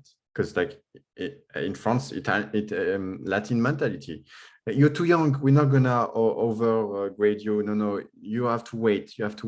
Wait for your time. You're too young. No, you're not gonna play with the first team. Don't play with the first team. And he had to fight. His partner to be like, no, otherwise we leave. Make him play. He's making him play. Now, okay, 1 game in Liga is good. Okay, Champions League. No, too young. Okay, semi-final of Champions League. Okay. And he had to fight, because even in France, they didn't want to let him play. And if he didn't make to the semi-final of the Champions League, he doesn't make it to the French squad, and then France doesn't win the World Cup. So you have to fight. And this would have to be a change of mentality. And kind of a little bit of, just like when England didn't have a good generation, and they were like, okay, they were thinking about imposing a quota of like, you need to have 6 English players in your squad. They almost did that, and then they didn't ended up doing that, because then they started to have like good players again. So it's about generation too, right? Because they didn't improve their academies. They still have a lot of foreigners there. Sometimes it's just like, a generation, and they come through the rank out of nowhere. So that's not something you can foresee. Unfortunately, you can see that. Or look at Italy's winning, and when you look at Italy, they're like doing like final or winning tournaments, like under 14, 15, 16, 17. But that doesn't predict anything. Are you? So last question, and we'll move on from UEFA, and that is, are you worried about Italy, both of you? Long term. Brian, you go first. What is long term? The next 2 World Cups. Well, worried. They'll make them both now, almost assuredly. By the way, I'm just going to throw this out there. They lost 1 game in this qualifying. Okay. So, they didn't make it. I know they didn't make it, but they lost 1 game. So. Okay, I know, but there's a lot of. There are draws in football, right? So they've lost like 2 games. It's not like they won the rest of those games. They've lost like 2 games in like 5 years. Okay, I mean, to me, how worried am I over a team that's had lost 1 game? Just won another tournament. I just think that it was a perfect storm, and now they're out. Was Sweden a perfect storm as well? No, they felt worse in that. Yeah. So for me, it comes down to obvious keys. Mancini has a contract. Does he want to stay? I think the federation wants him to stay. The fans want him to stay. Does he want to stay? That comes down to that. I think after that, he'll know that he'll need to change and not do the Joachim Löw. That's how you say it, right? Löw. I speak under the control of Brian. Is that correct? Cool. List. There you go. Where's the German to correct me? So not making that mistake, and I think you have to. Like, I mean, Insigne is leaving to MLS, and when a player leaves to MLS, it's like easy not to call him. Even if Matuidi, when he leaves to MLS, oh, you didn't tell me? That cuts me out. So I'm thinking I'm gonna go for the national team again. It's like, okay, you're dreaming. Okay, go dream in Miami Beach, and that's where we will be. And it's difficult to even plan in like 4 years. And as Brent mentioned, like the next World Cup is like almost everyone's makes it. I'm slightly exaggerating, but there will be even more places for Europe. I think like almost the top 2 of the group will make it. I don't know exactly, but like it will be like the best number 2, which Italy would have made it. And also, like I didn't check that, but I would say like Switzerland, like you had the toughest group as in the second best team in the group. Like when you look at the group of England, the group of Belgium, I think it was like Spain that was a bit hard with Sweden. Serbia, Portugal. Portugal would they had? Serbia. Oh, yeah, Portugal, Serbia, pretty tough too. Italy Like was in Spain's group 4 years ago. But Switzerland was the hardest team. Switzerland, they've been very underrated because they are a small country. They've never done anything. They are nice people. But they have a good talent and they had a good coach. And they did a transition with another coach, played a little bit differently, and that works. And they're like, oh, look at all the goalkeepers they have. Can they land the goalkeeper? They could land like they have 3 goalkeepers. Jan Sommer, Jonas Omlin that plays for Montpellier, and Noble, that's his name, Kobol, that plays for two of them plays in Dortmund. And like, yeah, that's one thing. He's like, oh, it's a shame to lose against Switzerland, but like honestly, they've been like, who am I to speak? Like, France didn't respect them, and that's what happened. And Italy did play best in terms of performances on both legs. Italy dominated them, and it just didn't pan out on the right side. So for me, it will come out to, I think the talent will be there, and they proved that they can win without the world-class talent. So yes, I don't know if there will be a Del Piero, a Pirlo, Totti that will come out from the rank in those next 4 years, even if 4 years is a long time. So I'm not too worried.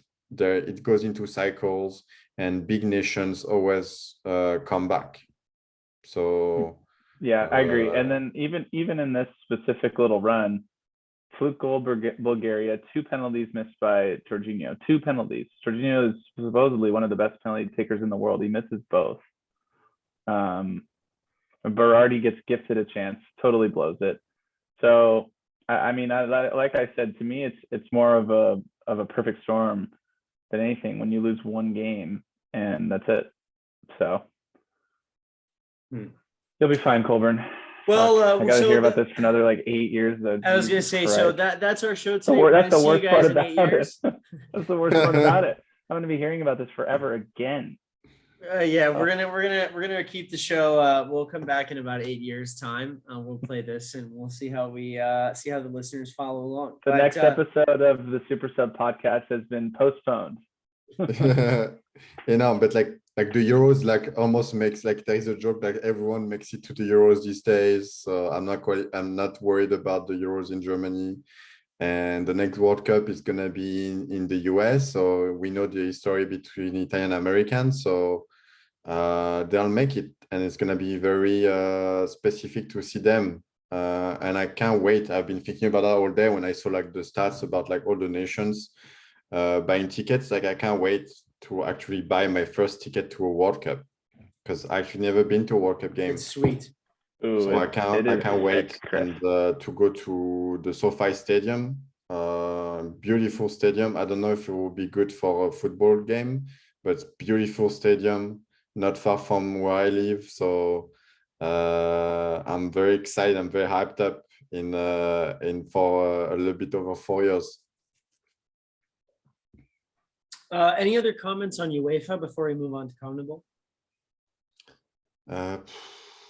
No, we just to talk about everything like Poland and in June we'll know between between Scotland, Ukraine will qualify to meet against against who? Wales. Wales. Wales. Gareth Bale. He was excellent. Gareth Bale, that's right. I'm I injured. buried you guys on that. You guys said Oxford when you guys were all wrong. My back. I'm injured. I cannot play against Barca for Clásico. Sorry. Oh, okay. I feel better. Let me score that like 30 yards out. Square 90 free kick. We love Gareth Bale for that. It's too sad he doesn't love the game. He doesn't like the game. It's I don't know. I don't want to make another tunnel here, but the blame is on both sides of the aisle here between Real Madrid and him. And again, social media again, when he had this banner like last November, I believe, where it was Wales, golf, Real Madrid in that order. Like, no need to add to the fire. Like, it was already pretty bad. But like, it's too bad. Like, he wasted his talent. This guy could have been like just a little bit below the level. I mean, like this. Anytime I think about him, I think about like wonder goals. I think about the final over the head kick. Is that what it is? Even if it was like at the horizontal, it's not technically over the head, right? Scissor kick. Scissors. Bicycle. It was beautiful. It was almost as good as the Zizou volley outside. Almost. So, yeah, I know. I agree. Good for him. That's all I have to say. I know what. Good for all of the teams in UEFA who made it. Congratulations. I hope you guys enjoy it. Good for me. I buried the Wales take. I'll be honest. Yeah. You did bury the Wales take. Any final thoughts on Wales, Brian? No. Didn't watch. I was too busy watching you clowns blow it. Anyway, speaking of blowing it, we're going to move to CONMEBOL, where we have two teams that are favorites of the pod who will not be going to the World Cup. And those are Colombia and Chile. So the World Cup qualifying automatic teams in CONMEBOL are, of course, Brazil and Argentina with a game in hand, given that they abandoned one of their contests. Uruguay, Ecuador, and Peru is into the playoff. The two teams on the outside looking in first off are Colombia and Chile. Overall thoughts on CONMEBOL, gentlemen? Colbert, I know you had the Fubo like quad cast going on. What did we miss? So, what's funny? For all of us that don't have Fubo. Yeah, well, I have to say the sad part is I didn't watch any of these games. So this is what I have to say. One is I'm disappointed in Colombia. I'm disappointed in Colombia. They were horrible down the stretch, and they won the last two games, but it was too late. They have too much talent. We've talked about it on this show. They have too much talent to finish seventh or sixth, in CONMEBOL in South America. It's completely unacceptable for the level of talent that they had. I thought this would have been their World Cup. They were rounding into sort of perfect World Cup age, as they say, which is, 26, 27, 28. They stunk, and they stunk for a large period of time, and you can't do that in South America. So that's number one. Chile, too old. I love them, but they rolled out the same team. If I close my eyes, it would have been 2010 again. Which is, sometimes that happens. Father Time is undefeated. Ecuador, I have no interest in watching in the World Cup. I expect them to be bounced at the same time that they always get bounced. I hope Peru makes it. I anticipate that they will win in the playoff. They will also get bounced. Uruguay turned up as true champions of South America, as they always do down the stretch. Key results all the time. I effing love those guys. I don't know if they're as good this year as they've been in previous years, but they are third place, which is nice. It's the Brazil and Messi show for me. It's whether or not those two teams are going to make deep runs in the tournament. The rest of South America, I thought, was below par from where they normally are. Yeah. Speaking of big nations winning every 20 years, the last time Brazil won was in 2002. So they are overdue for a win, unfortunately for me. So by the way, it's, I gotta say, Chris, the French just need to worry about getting out of the group. That's the first thing they have to do. I'm gonna be the Colburn of the group stage of the World Cup, because I start hearing like we are the best team in the world. It's tough because, like the French mentality, we play better when we are underdog and outsiders instead of favorites. And it's tough to not, like, when a journalist asks them, are you the best team in the world? Like, they won the World Cup. So it's tough to say no. But the French mentality, you have to lie when they ask you something like, yeah, I don't know, Brazil, Egypt is a pretty good team. They've been unbeaten for like, you're supposed to say something like that so you don't get the hit. But now they're like, no, we're like a generation that I've seen the NBA, and we do like Americans, like we're sure of our strength. Yeah, we're the best team. And look at how it turns out at the last Euro. Yeah, Switzerland. Oh, Switzerland. Oh, Switzerland. Oh. They eat cheese, they make chocolate, and they don't go to war. That's all they do. Okay. Well, they beat you. So, and they almost beat Spain. So, and they eliminated Italy, of the World Cup. So, Italy smoked them in that tournament. Which is yeah, just like today in L'Equipe. People don't forget. Today in L'Equipe, the best draw would be the US, would be Iran and Peru. Do you guys have watched any game of the US? Do you know the talent? And also, Iran has been playing out of their minds. Yeah, have you Iran guys have been excellent? Any of these games, or are you just playing? So for the listeners at home, you can't see this, but Brian has been giving me stank eyes for that Iran take. Iran has been excellent. Would you disagree? I don't know. Name one player on Iran. Doesn't matter. I'll just show you their record. Thank you. Case closed. I'll just show you their record. Thank you. See ya. They've been excellent in this qualifying cycle.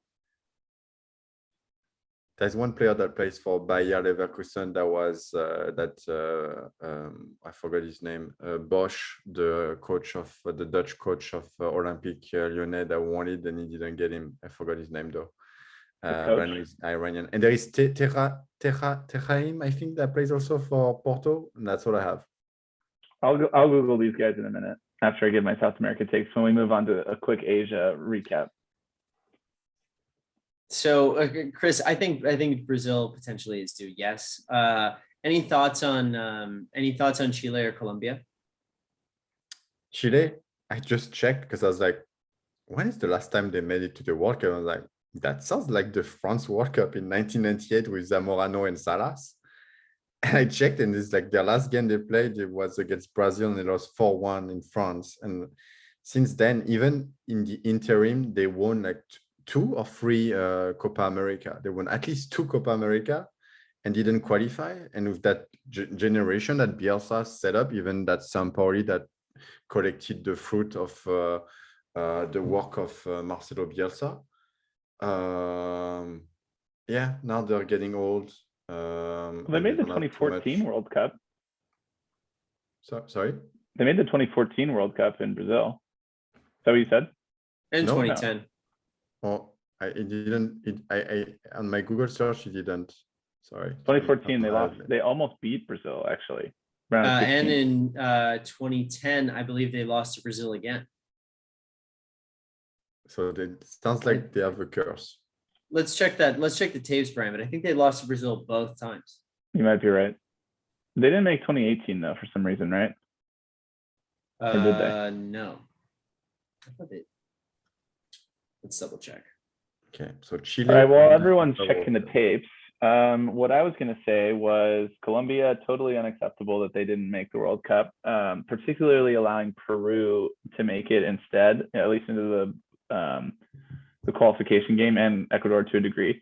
But I'm looking at Peru's team right now, and if any of you guys can name one Peruvian player, I'll give you a lot of credit, because I can't name one of these guys. Yes. Jefferson Farfan. No, I have the No. goalkeeper of MLS, Galese, that plays for Inter Miami. Oh, yes. Wow, that's really good. He actually plays for Orlando City Soccer Club. Almost That's Miami. close. That was the State. Florida team, same thing. Yeah, Gallese. Yeah, no, Farfan does not play for them anymore. Oh no, I have there is a Saint-Etienne player, Trauco, on the left back. Miguel Trauco, right? Hold on. Yeah, that's right. Yeah, Trauco. Yep. Okay. All right. Too bad He's you worth didn't say $2 like I million. give you $100 for each player you name, or too bad I would be rich otherwise. Yeah, no, I thought you might pull one out.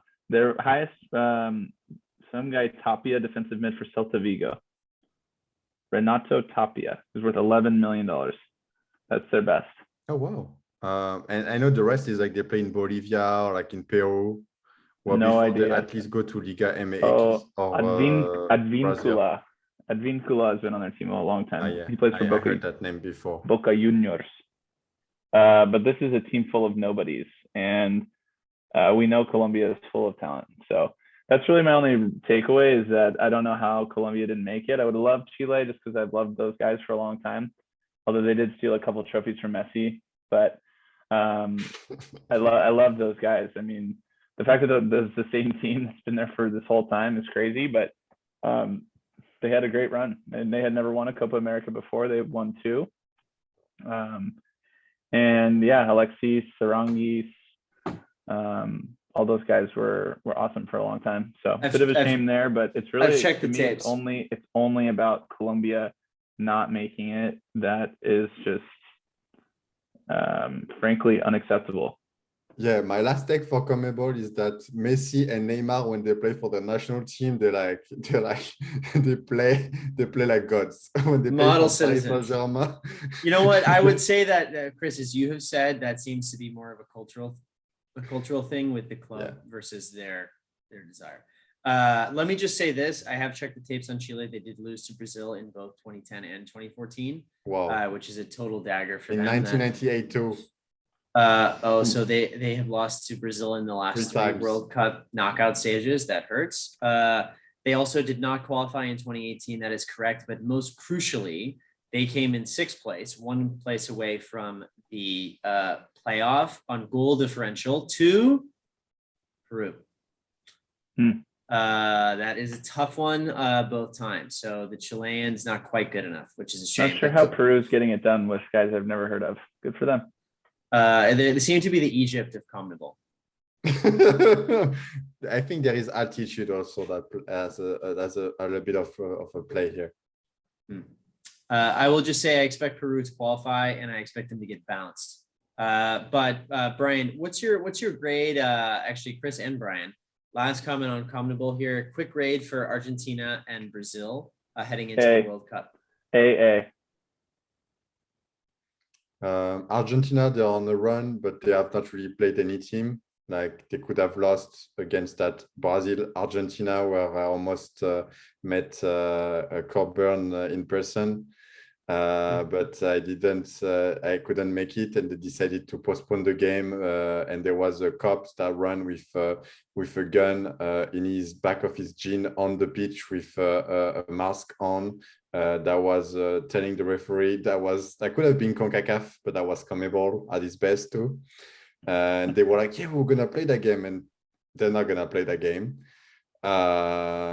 So outside of that, I think Argentina is slightly overrated, even though they have a good goalkeeper or decent goalkeeper, but they have Otamendi in the back.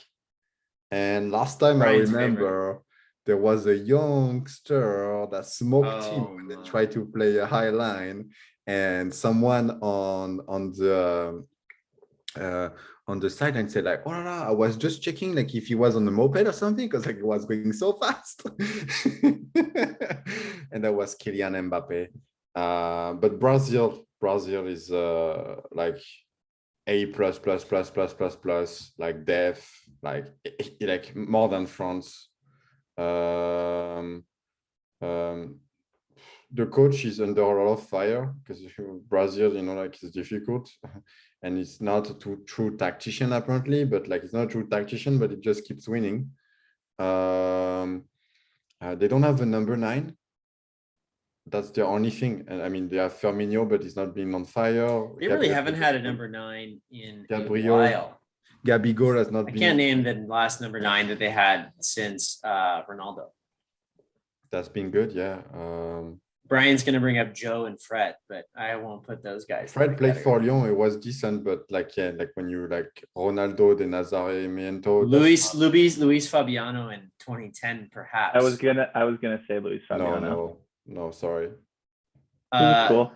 We were younger. Yes, this is what. Yeah, he was. He was a good FIFA player. But this is my thing on. I think Brazil has a ton of depth, but I no longer trust them in the World Cup after the last two performances. Hopefully, Fernandinho will not be there anymore, but still, they have incredible depth. I do love them. I would kill to be, Brazilian depth, but I don't trust them. And then I do think Argentina is playing so much better than they were 4 to 8 years ago. There were years when they would be playing around Messi and they would be just the most stale Italian-esque side. And now they're actually playing with incredible dynamism, which I really appreciate. Martinez has been excellent. They have a ton of really good players. I really love Lo Celso is excellent.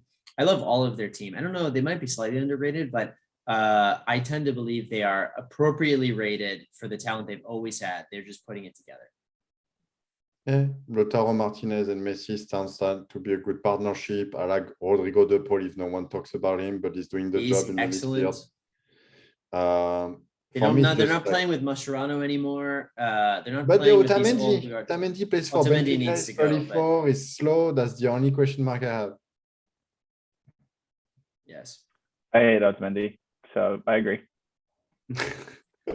All right. So, but I'm still giving him the A though. For the question was not how good these teams are; it was how well they performed in qualification. They both get easy A's. They cruised. There was no need for a Messi hat trick in Ecuador on the last day of qualification. They dominated. Yeah, because you cannot judge on qualification as much as there are some American journalists that want to give a trophy for the winner of the CONCACAF qualifiers. But like for example, England and Belgium, like the last decade, they've been cruising through every elimination and playing well. Goal scoring differential, not conceding goals away and at home, and then they shows up to the tournament, and then you have a team that's an outsider coming out of nowhere playing counter-attack transition game and winning. So you cannot judge on the performance of the qualifier. This is a total different game. So that's why, again, the US losing today, just getting the job done and getting the automatic qualifier, that's all that matters, because then after, first of all, usually it's in 3 months, but now it's in 8 months. So enjoy, watch. Who's gonna get called up in June will be basically the final squad. It might be 26 players instead of 23. So that's good, more players, even though Didier Deschamps is not a big fan because I have 4 players that I have to manage the ego. I'm gonna have to pretend he plays and he's not gonna play. So I might have to take players that are not that good, but they are good on the bench. So yeah, that's something. It's it will be a total, and just one injury could hopefully no McKennie, no Pulisic injury. Because then that's gonna be a different story. Totally agree. I totally agree, and we'll see how it goes. We have some time, which is great. Final region of the world that we haven't talked about yet, the Asian qualifiers. I'd just like to highlight for the group that Saudi Arabia had 23 points, winning 7 games, drawing 2. They just lost their first one in this little cycle, but they're smoothly in. Japan smoothly in Group B. Iran also was excellent, and so was South Korea. So Iran, South Korea, Saudi Arabia, Japan, and Australia moving to playoff. So, gentlemen, any quick thoughts on this one? Yeah. Did you find out who the Iranian player was? No, you didn't. Okay. There's a center forward for Bayer Leverkusen named Sardar Azmoun. Yeah, that's And right. they also have a center forward for Porto named Yes. Mehdi Taremi. Yeah, that I said slightly. Yeah, I you said got that. Taremi. You got that, Chris.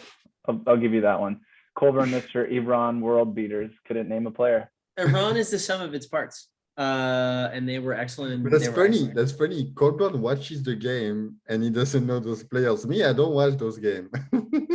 Well, No, usually, even the Asian qualifiers are too deep in the weeds for Colburn. because in the West Coast, they are on at like 2 a.m. It's like impossible.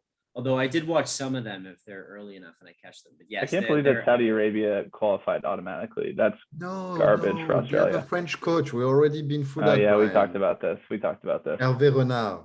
Yeah, they're led by their left winger who plays for Al Ali Jeddah. He's worth $3 million. His name is Abdul Rahman Garib. So don't forget about him in the World Cup. Abdul Rahman, I remember. Garib. Do you know who Garib. had this is my favorite thing. Do you know who had the most goals in the qualification cycle? This qualification cycle, and for which country? I would South accept Korea. the country In Asia? in Asia. South Korea? No?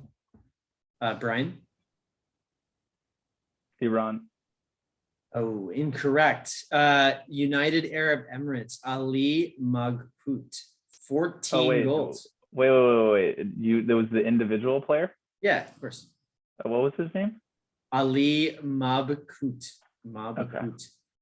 I'm sure you know him, Brian. Sick trivia. Do you want to know the second highest goal scoring player in the qualification cycle? Doesn't mean son. Incorrect. Chris? That's who I had. So You're never gonna get this. Wu Lei from China, 12 goals. yes, I was never gonna have that. Yes. Yes, followed by Sadar Azmoun with 10, Takuni Minamino for Japan with 10. How many other random lame stats are you gonna shoot at us? Oh, who had the most yellow cards in the entire qualification cycle? You're gonna love this. You're gonna love this. It was Ali Mabhut again, highest goal scorer and most yellow cards. You gotta love that.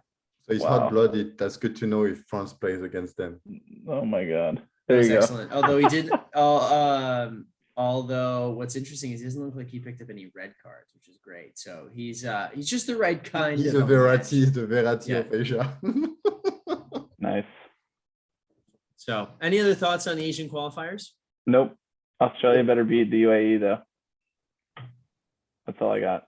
Oh wait, unless we want this UAE dude who's scoring all these sick goals. This guy sounds sick. I don't know about you guys. I want him in there. I don't know, but I think they're making it to like a playoff, right? For the first time ever. I don't know about ever, but I want no part of Probably ever. UAE, yeah. I mean, I don't know if the guys are pouring in goals like this. Kind of want him in there. Okay. Don't know who do they play if they get through. Do they play Costa Rica? You're asking too much.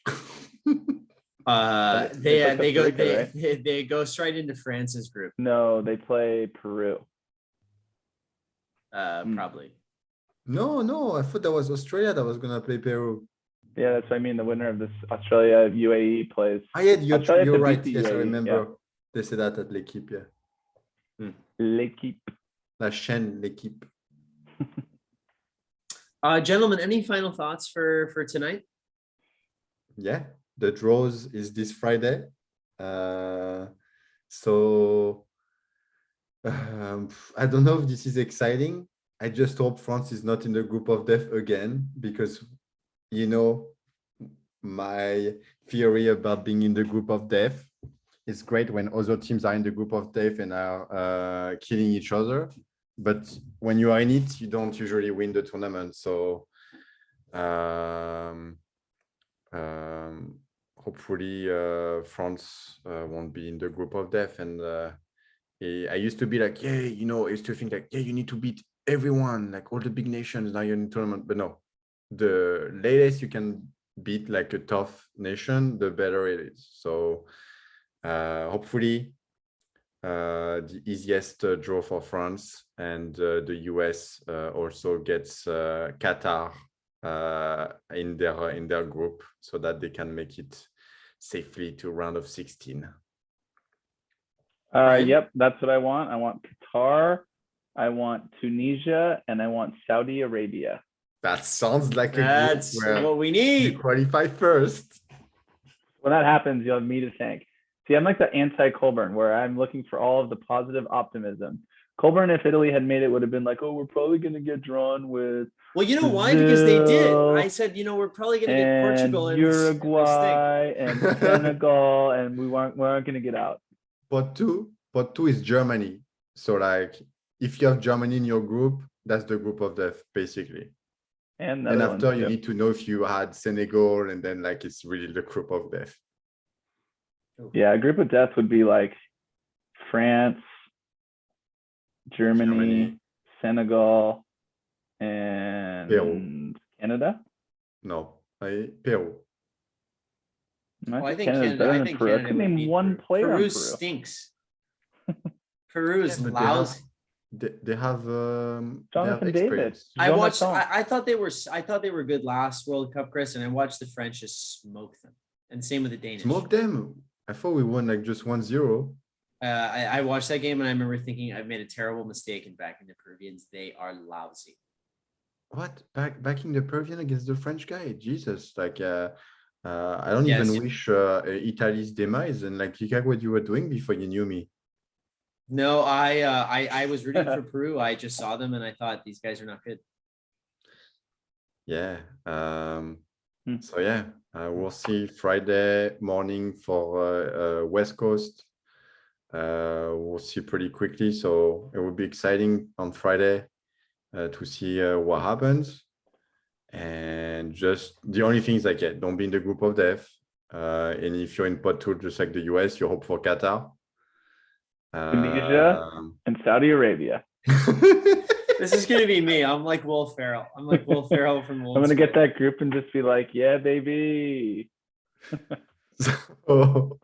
So yeah, then after we get 3 months without nations football, and it will be all Champions League. That's right. It's not over, Colburn. It's not over for you. You're gonna have to get right back on the horse. Well, we'll see about that. I'm in hibernation for a while, but anyway, gentlemen, that's our show. Everyone, thanks for tuning in. Really appreciate you hanging out with us. If you like us, please drop us a like or a comment or even a view. We'll take that on TikTok, Instagram, and YouTube. The episode will be up on YouTube shortly. SuperSub Podcast. Thanks everyone for joining. Appreciate you. We'll be back next week with reactions on the World Cup draw, as well as back into the club game. You're right, Brian. We're back on the horse. So everyone have a great day, and we'll talk to you soon. Take care. Ciao, ciao. Ciao, ciao.